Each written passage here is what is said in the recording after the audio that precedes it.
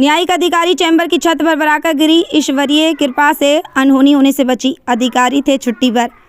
आपको बता दें कि अचानक दोपहर में आज छाता न्यायिक कोर्ट अधिकारियों के चैम्बर्स की छत का कुछ हिस्सा भरभराकर गिर गया। छत का हिस्सा गिरने से किसी भी तरह के जान माल का कोई नुकसान नहीं हुआ। छत गिरने से दफ्तर में हड़कंप मच गया और लोग जानकारी करने के लिए वहां जुट गए। गनीमत इस बात की रही कि कोर्ट में बैठे पेशकार व अन्य कोई भी व्यक्ति इसकी चपेट में नहीं आया। अधिकारियों को अवगत होने के बाद भी इस ओर ध्यान नहीं दिया गया और जिम्मेदारों ने समस्या को लेकर गंभीरता नहीं दिखाई, जिसके कारण ये हादसा पेश आया। वहीं मलबे में पंखा, लाइट, टेबल, डेस्क बोर्ड, अन्य सामान में नुकसान हुआ है। प्रत्यक्षदर्शियों ने जानकारी देते हुए बताया कि अचानक दोपहर में न्यायिक अधिकारी चैम्बर्स की छत तेज धमाके के साथ गिर गई। ऊपर वाले की कृपा से अनहोनी होने से आज बच गई। वैसे इस बिल्डिंग की रंगाई पुताई कराई गई थी, पर पता नहीं अचानक ये घटना कैसे हो गई। बताएं क्या मामला है यहाँ पर? आज ही कोर्ट में हम करीब 10:30 पौने 11 बजे करीब तारीख लेने गए तो एक बहुत तेज़ आवाज़ के साथ धमाका सा हुआ। तो देखा तो मौके पर जाकर बाहर से जो माननीय जो हमारे न्यायिक अधिकारी हैं उनके चैम्बर में की जो छत थी उसकी लेयर बिल्कुल भरभराकर गिरी और वहाँ एक स्टेनो जो नए आए हैं अनिकेत सिंह वो काम भी कर रहे थे और साहब और जो पुराने स्टेनो वो छुट्टी पर थे, जैसा मुझे जानकारी में है। बाकी तो इसके लिए ऑथेंटिक वर्जन तो कोर्ट के कोई भी कर्मचारी अधिकारी देगा, मुझे जानकारी नहीं है। लेकिन हम यहाँ गए तो एकदम बहुत सारा मलबा साहब की जो टेबल है जहाँ साहब बैठते हैं वहाँ आकर गिरा और वो नीचे आके बहुत सारी टुकड़ों में तब्दील हो गया। अगर कोई वहाँ पर मौके पर कोई व्यक्ति होता या अधिकारी होते तो बड़ी घटना घट सकती थी। तो ऊपर वाले के आशीर्वाद से, ठाकुर जी की कृपा से अनहोनी होने से बच गई।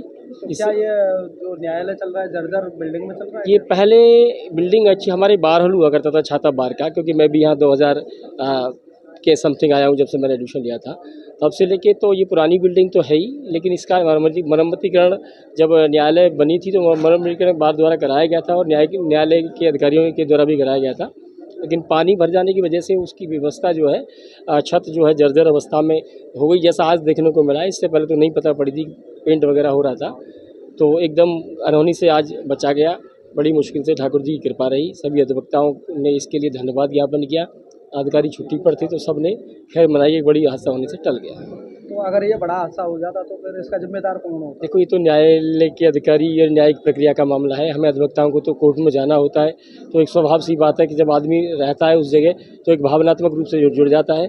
तो बस यही रहेंगे कि कोई बड़ी घटना नहीं घटी। इसमें ईश्वर को हम शुक्रिया अदा करेंगे कि ये घटना बड़ी घटना होने से बच गई। जिम्मेदार देखो ऊपर की वाले की प्रकृति के आगे किसी की नहीं चलती है, तो ये तो एक अलग बात ही होती तो क्या होता। लेकिन शुक्र मनाएंगे, कोई नहीं था, इसके लिए हम ऊपर वाले का शुक्रिया अदा करते हैं। इनकी देखरेख मरम्मत का काम नहीं किया ये जाता सब देखो, ये तो प्रक्रिया न्याय की प्रक्रिया नाजिर उच्च अधिकारी यहाँ पर बैठे हैं, न्यायालय का मामला है, हम अधिवक्ताओं का किसी मामला नहीं है।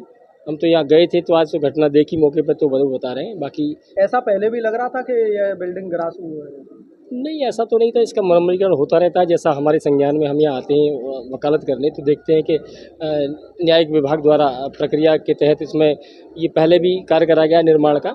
लेकिन अब ये अचानक कैसे हुआ इसकी जानकारी अचानक ही हुआ है। अचानक ही हुआ। इससे पहले तो क्योंकि इसकी पुताई सारी चीज़ कराई गई थी, अभी छातावार के द्वारा भी कराया गया। अधिकारी भी न्यायालय में मौजूद थे क्या? न्यायालय की घटना नहीं है, साहब जहाँ बैठते उस चैम्बर की बात है।